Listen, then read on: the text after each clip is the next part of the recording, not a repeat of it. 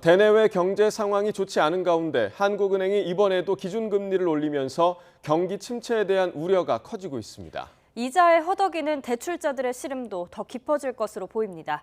강희경 기자가 보도합니다.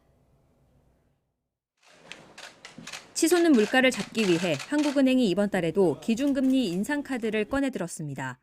빅스텝은 피했지만 사상 처음으로 4차례 연속 기준금리를 올린 겁니다. 정점과 관계없이 높은 물가 오름세가 지속될 것으로 예상되기 때문에 당분간 물가를 중심으로 한 통화정책 기조가 유지될 것으로 지금 생각하고 있습니다. 문제는 금리 인상에 따른 경기 침체 우려입니다. 안 그래도 높은 물가에 소비와 투자가 더 위축될 수 있기 때문입니다.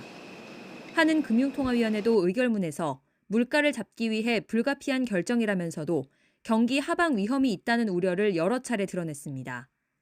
지금처럼 부채가 많은 상황에서 기준금리가 0.25%포인트 오르면 경제 성장률이 최대 0.15%포인트 하락한다는 분석 결과도 있습니다. 올해 경제 성장률 전망치는 이미 2.7%에서 2.6%로 하향 조정됐습니다. 올해 말 내년으로 갈수록 경기 침체에 대한 우려가 커질 것으로 예상됨에 따라서 향후에 추가적인 금리 인상 폭은 점차 줄어들거나 어려움이 있을 것으로 예상이 됩니다.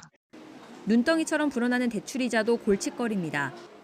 지난해 8월 이후 기준금리는 연 0.5%에서 2.5%로 뛰었습니다. 가계대출 잔액을 고려할 때 대출금리가 기준금리 인상 폭만큼만 오른다 해도 1년간 대출자들이 더 부담해야 하는 이자 규모는 27조 원이 넘는 것으로 추산됩니다.